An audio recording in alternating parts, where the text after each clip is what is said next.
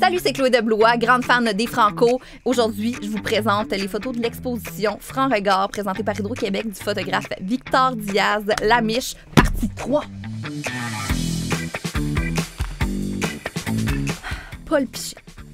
Paul Piché, c'est le chanteur préféré de mon père. Paul Piché est une icône de la musique québécoise. Et je l'ai rencontré une fois à l'occasion d'un En direct de l'univers où il y avait eu un hommage au Cowboy fringant. Puis il y avait Paul Piché qui était à côté de moi sur la scène.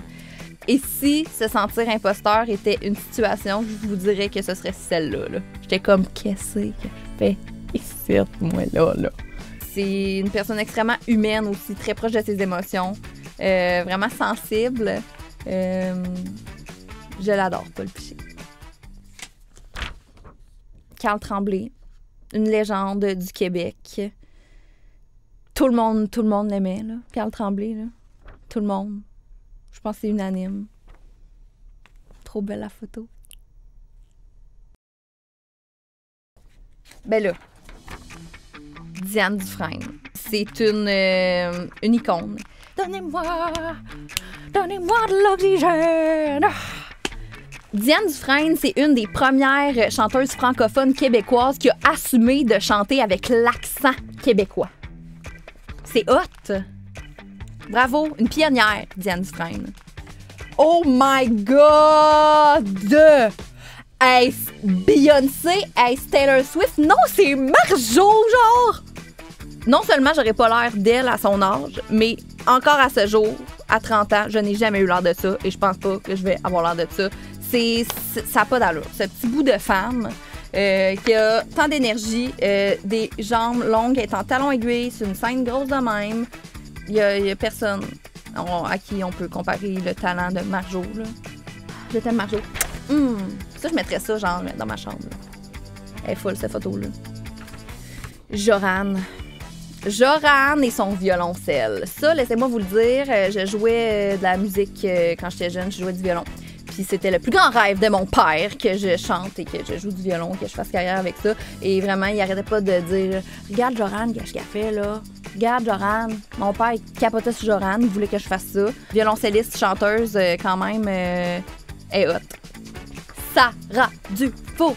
Elle, là, elle a de l'énergie à revendre, là.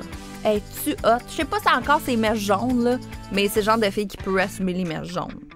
Personnalité de feu, présence incroyable sur scène. C'est genre mon amie, là, je pense qu'on peut dire. Là. Sarah, là, c'est comme... Elle a le cœur grand comme elle le sent belle, OK? Puis facile d'approche. Ça, j'admire ça chez quelqu'un. Sarah a également fait des spectacles en Chine. Genre, les gens savent-tu ça? En Chine? Elle a fait une petite tournée, là. Une couple de spectacles en Chine. Excuse-moi, là, mais... Sarah, puis elle a tous les talents. Hein? Elle danse, elle joue des instruments, elle compose sa musique. Elle a gagné Zénith.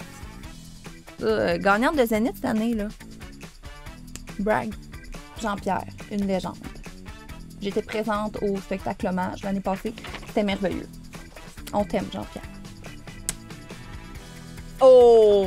Daniel Bélanger. Y a-t-il plus icône que Daniel Bélanger, là?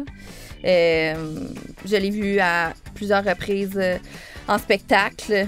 Je l'aime tellement. Et les deux printemps, OK, dans les années fin 90, OK, c'était une des chansons qui jouait le plus à la radio, OK? Puis moi, dans la vie, j'ai le mal de transport, OK? Fait que là, mon cerveau a fait l'association. Quand j'étais dans mon char, à jouer à radio, fait que j'avais mal au cœur quand j'entendais cette tune-là. Mais bref, plusieurs années plus tard, je me suis réappropriée cette chanson et je l'adore. Et c'est une des plus belles chansons, je trouve, du répertoire québécois.